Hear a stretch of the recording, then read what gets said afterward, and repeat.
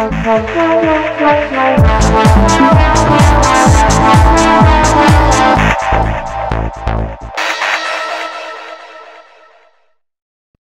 YouTube and welcome to Turmoil in the Toybox. I'm your host Aaron Hauser, and today we're going to be reviewing the Sideshow Collectibles Moonraker James Bond figure. This is of course Roger Moore in the title role as 007 himself.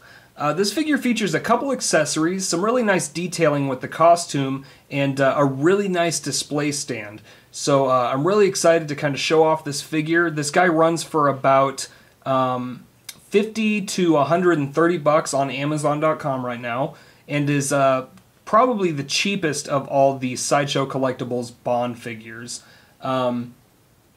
The other ones range from about $200 to $300 depending on which actor is portraying it. The Sean Connery ones are pretty up there. The Timothy Dalton ones, not as much.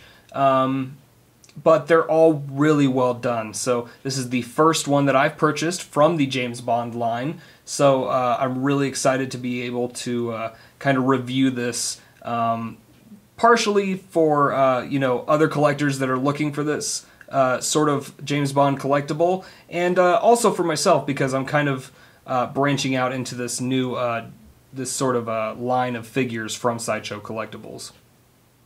Now there's not a lot of accessories as far as this figure goes. It does include the wrist dart gun, the laser gun that he picks up inside of Drax's space station, and of course the display stand. The facial detail on this figure isn't actually all that bad. It's not 100% like Roger Moore, but it's close enough that it works for the figure.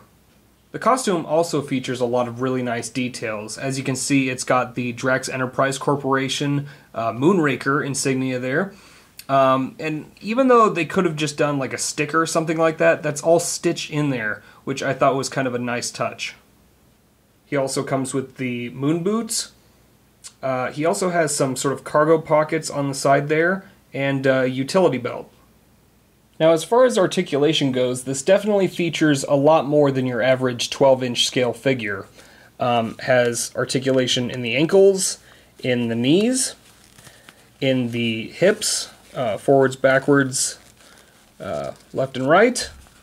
Also features articulation in the waist at sort of a mid-torso point there.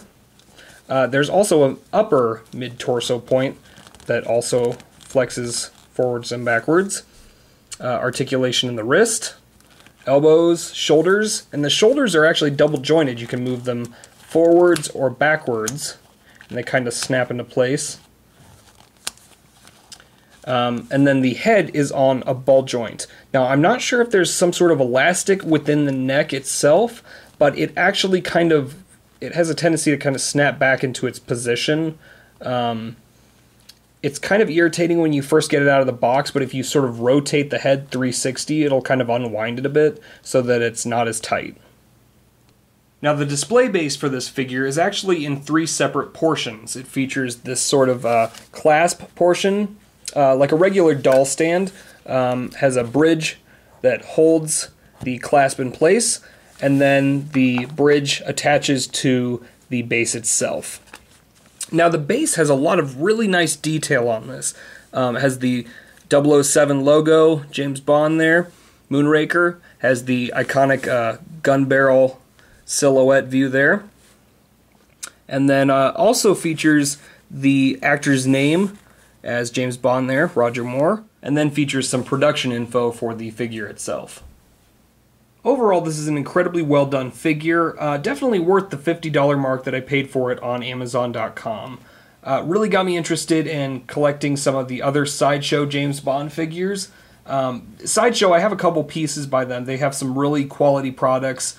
I know there's a lot of people out there that just solely collect Sideshow products just because of how well they're done.